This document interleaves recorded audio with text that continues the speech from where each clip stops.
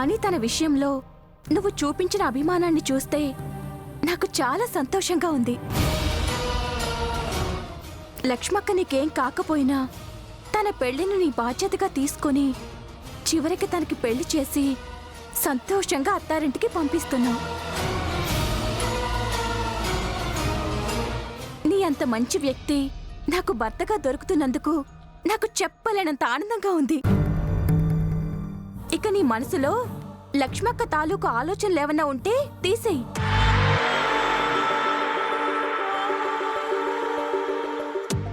తన భర్తతో సంతోషంగా ఉంటుంది. ఇప్పుడు నువ్వు ఆలోచించాల్సింది నా గురించి, మన పెళ్లి గురించి మాత్రమే. అక్కకి పెళ్లి కాగానే మనిద్దరి పెళ్లి చేస్తాను అన్నారు మావయ్య. ఇన్ని రోజులు మనం కన్న కలలన్నీ మన కలయికతో నిజం కాబోతున్నాయి. నాకు చాలా సంతోషంగా ఉంది బావా.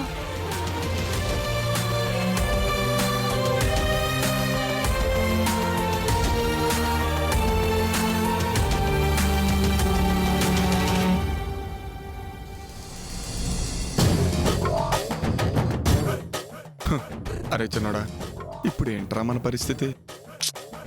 అదేరా నాకు అర్థం కావట్లేదు.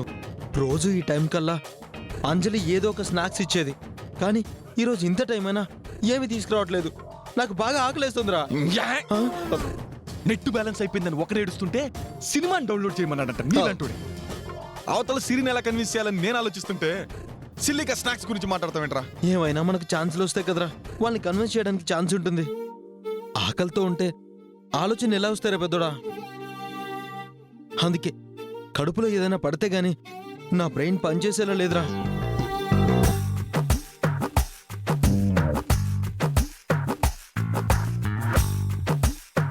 వాసన వాసన రా రే పెద్దోడా, ఎక్కడో వేడి వేడిగా పకోడీ వాసన వస్తుందిరా.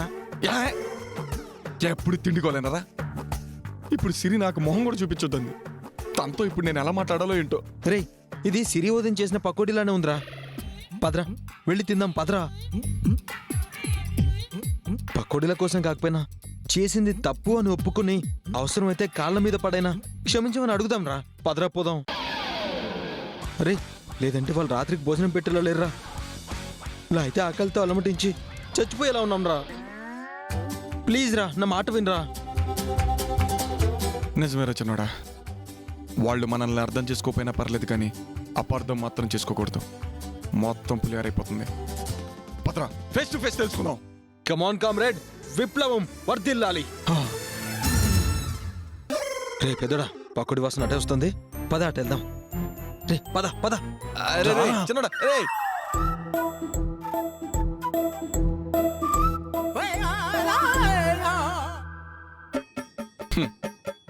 కలికాలం రా చిన్నోడా. భర్తలం మన కడుపులు మార్చి వాళ్ళు ఎలా తింటున్నారు చూడు.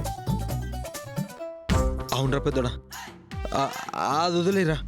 పద వెళ్ళి సారీ చెప్పి ఆ మిగిలిన పకోడీలైనా తిందాం. రే, ఆకలేస్తుందిరా, అర్థం చేసుకోరా. పదరా. కర్మరా బాబు, పద.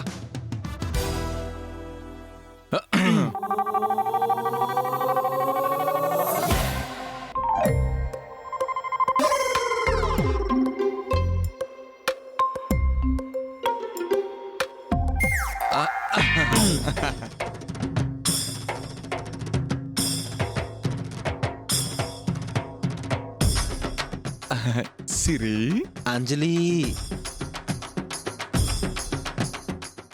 అంజలి అంజలి, మేము చేసిన తప్పే, బుద్ధి వచ్చింది. ఇంకెప్పుడు వదిన విషయంలో జోక్యం చేసుకోం, పిచ్చి పిచ్చిగా అస్సలు ప్రవర్తించాం. అవునంజలి, కావాలంటే మీరు తింటున్న పకోడీల మీద ప్రమాణం.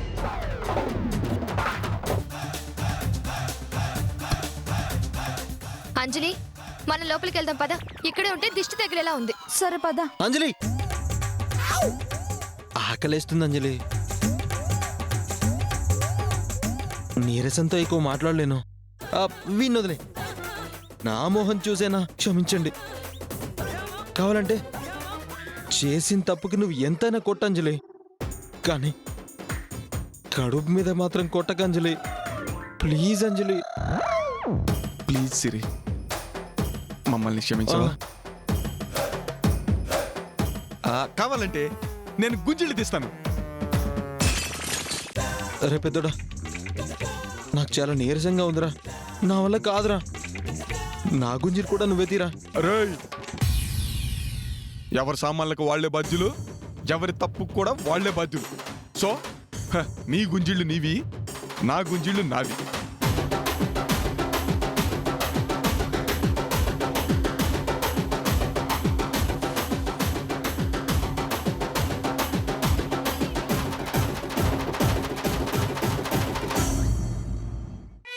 సిరి, నీకు కోపం తగ్గేంత వరకు నేను ఇలాగే గుంజిళ్ళు తీస్తూనే ఉంటా.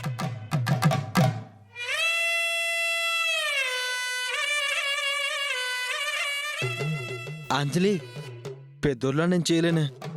నా పరిస్థితిని అర్థం చేసుకోవే. నాకు చాలా నీరసంగా ఉంది.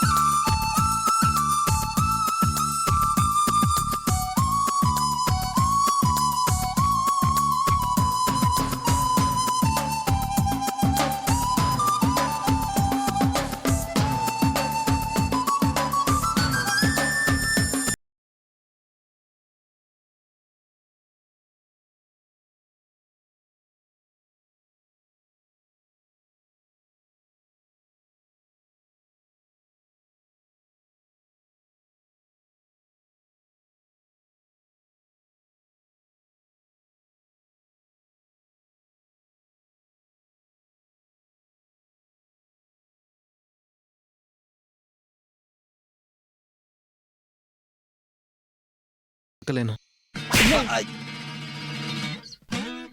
ఈ ఎక్స్ట్రాలే వద్దనేది.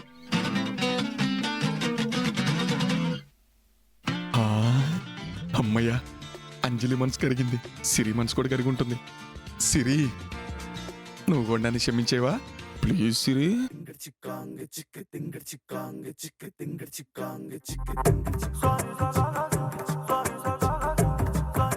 సరే, ఈసారికి అయ్యో పాపం అని వదిలేస్తున్నాం.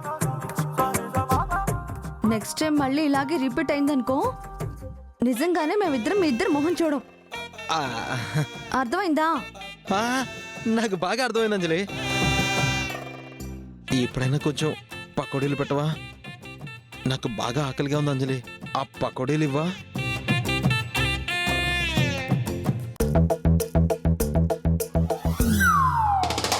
మొత్తం నువ్వే తిను. Thank you. రాసిరి.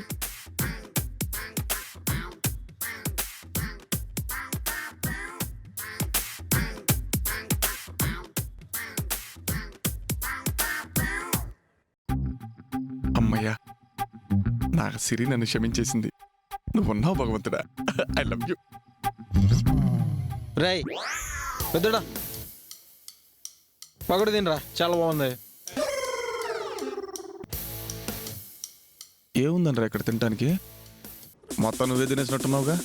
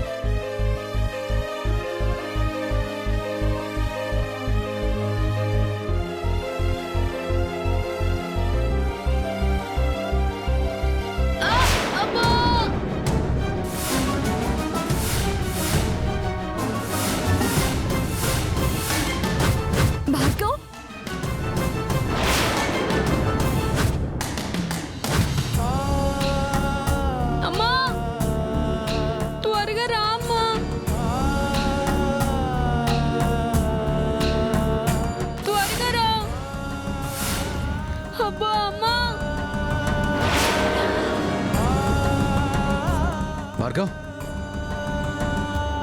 త్వరగా రా అమ్మా. భార్గవ్, అమ్మా. భార్గవ్, ఏమైంది నాన్న? ఏమైంది?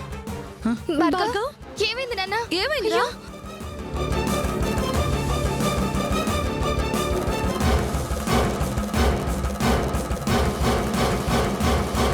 అయ్యో, ఆడుకుంటూ పడిపోయాడమ్మా. ముందు డెటాల్ తీసుకురండి. తీసుకొస్తాను. భార్గవ్, పెయిన్ వస్తుంది. తగ్గిపోతుంది భార్గవ్, ఏడవకు. ఊరుకో. ఏడవకు నాన్న.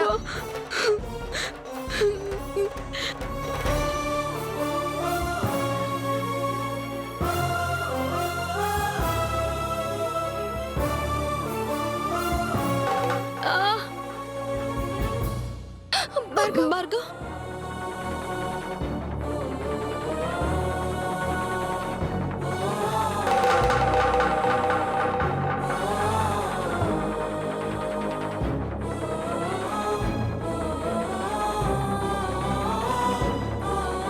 కొంచెం ఓర్చుకోరా.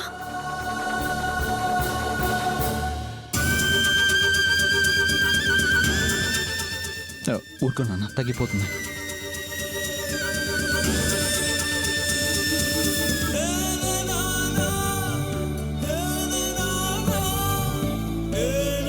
అమ్మా, డెటాల్ రాసాం కదా, తగ్గిపోతుంది. అమ్మా, లోపల తీసుకెళ్ళండి. రా నాన్న.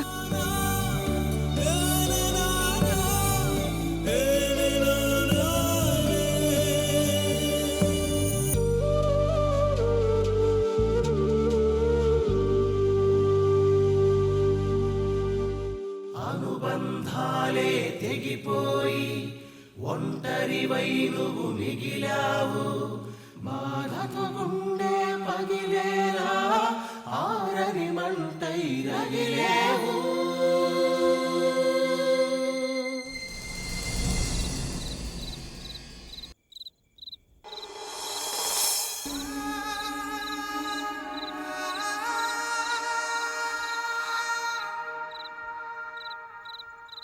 ఏంటండి ఇది?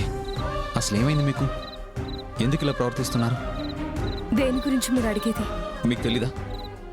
అయితే మీ మనసుని అడగండి లక్ష్మి గారు. ఓ, ఈ మధ్య మీ మనసు చచ్చిపోయింది కదా, అందుకే ఎదుటి వాళ్ళు ఏమైపోయినా మీకేం పట్టనట్టుగా ప్రవర్తిస్తున్నారు. ప్రసాద్ గారు, ప్లీజ్ అనవసరంగా నాపై నిందలు వేయకుండా నేనేం తప్పు చేశానో చెప్పండి. ఇంకేం చేయాలండి? భార్గవ్ మీ అక్క కొడుకు కాదు, మీ కన్న బిడ్డ అని చెప్పారే. తన్ని కంటికి రెప్పలా కాపాడుకుంటాను అంటారే. మరి ఈ రోజు ఏమైందండి ఆ కన్న ప్రేమ? వాడు కింద పడి అమ్మ అని అరుస్తున్నా కూడా మీరు మాత్రం చలనం లేని రాయిలా ఉండిపోయారా తప్ప ఆ బాధ తీర్చాలని కానీ వాడిని ఓదార్చాలని కానీ అనుకోలేదు.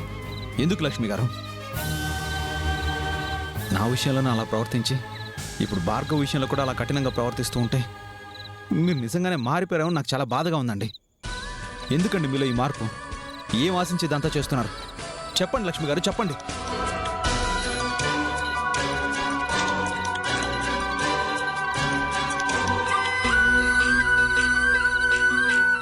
లక్ష్మి గారు, నా ప్రతి ప్రశ్నకి మీ మౌనం సమాధానం కాదు. చెప్పండి, ఎందుకు ఇలా చేస్తున్నారు?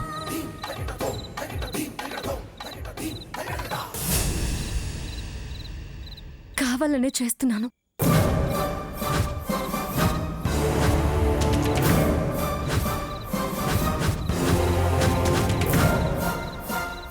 ఏంటండి మీరు అనేది? అవునండి, నేను కావాలనే ఇలా ప్రవర్తిస్తున్నాను. అలాగని నేను నా మనసుని గాయం చేసుకుని కఠినంగా మాత్రం ప్రవర్తించడం లేదు. ఎవరి బాధ్యతల్ని వాళ్ళకి గుర్తు చేస్తున్నాను అంతే. ఏంటి ఆ బాధ్యతలు? భార్గవ్కి ఊహ రానంత వరకు వాణ్ణి కంటికి రెప్పలా కాపాడుకోవడం నా బాధ్యత. కానీ వాడిప్పుడు పెద్దవాడయ్యాడు. ఏది మంచో, ఏది చెడో, ఏది కష్టమో, ఏది నష్టమో అన్నీ తనంతటి తానే నేర్చుకోవాలి. అది వాడి బాధ్యత. అలా కాదని ఇప్పుడు కూడా అన్నీ నేనే చేస్తే ఎలా చెప్పండి? రేపు నేను వెళ్ళిపోయాక వాడి పరిస్థితి ఏంటి? ఒకరిపై ఆధారపడడం కంటే తన గురించి తను తెలుసుకోవడం మంచిది కదండి. అలా భార్గవ్ తెలుసుకోవాలనే నేను కావాలనే వాడి దగ్గరికి వెళ్ళలేదు, ఓదార్చలేదు.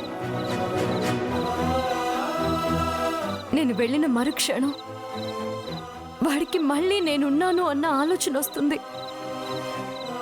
అలా రాకుండా ఉండాలి అంటే నేను ఉన్నా వాడికి లేనట్టుగానే ప్రవర్తించాలి. అప్పుడు వాడు నాపై బెంగ పెట్టుకోకుండా ఒంటరిగా ఉండగలుగుతాడు, బతకగలుగుతాడు. నేను వెళ్ళిపోయాక నా గురించి తలుచుకొని ఎవరు బాధపడకూడదండి. అది మీరైనా భార్గవైనా.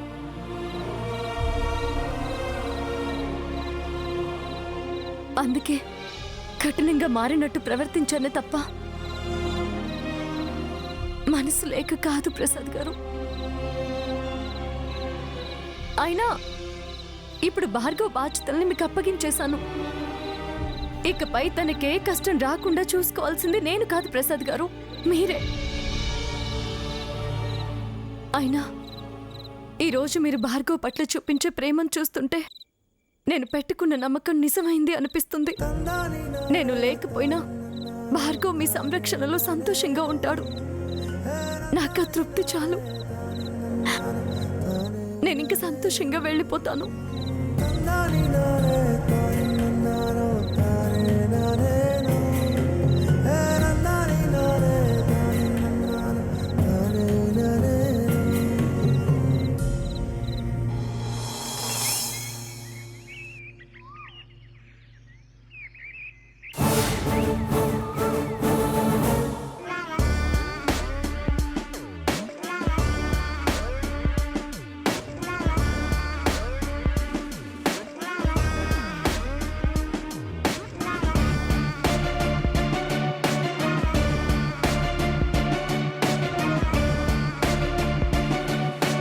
నువ్వు నా సొంతమయ్యే రోజు ఎంతో దూరంలో లేదు.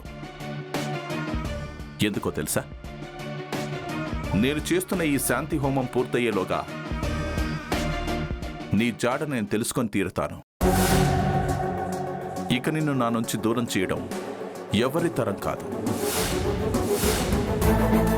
క్షేమం, అంతా క్షేమం.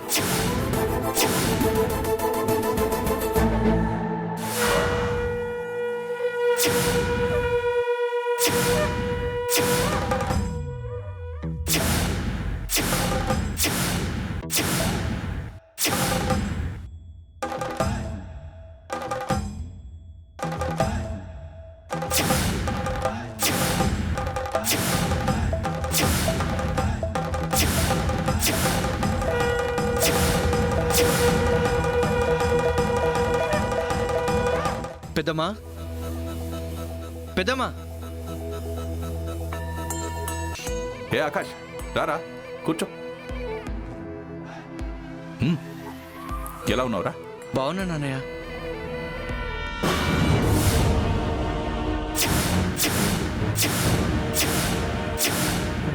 పెద్దమ్మా. ఓ, లోపలుంది, పిలుస్తాను. అమ్మా, ఆకాష్ వచ్చాడు. ఆకాష్, ఎలా ఉన్నావురా? ఫైన్ పెద్దమ్మా. కూర్చో. నర్సయ్య, కాఫీ తీసుకురా. ఆకాష్, ఎంగేజ్మెంట్ బాగా జరిగిందా? సింప్లీ సూపర్ పెద్దమ్మా. మీరే రాలేదు. దానికి నేను చాలా ఫీల్ అయ్యాను పెద్దమ్మా. ఏంటి పెద్దమ్మా, తప్పకుండా రావాలని చెప్పాను కదా, ఎందుకు రాలేదు? వాట్ బ్రో, పెద్దమ్మని దగ్గరుండి తీసుకొస్తానని చెప్పి నువ్వు కూడా రాలేదెందుకు? సారీరా, నిజానికి రావాలనే బయలుదేరాం. కానీ ఇంట్లో పూజ పెట్టుకున్నాం కదా, చివరి నిమిషంలో పంతులు గారు పూజ మధ్యలో వెళ్ళకూడదంటే ఆగిపోయాం. అందుకే రాలేకపోయాం రా.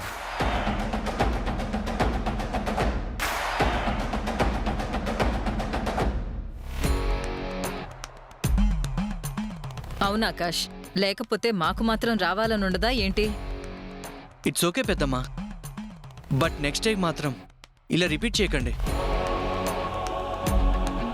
పెద్దమ్మా, ఇది నా వెడ్డింగ్ కార్డ్. మొదటిసారిగా నీకివ్వడానికే వచ్చాను.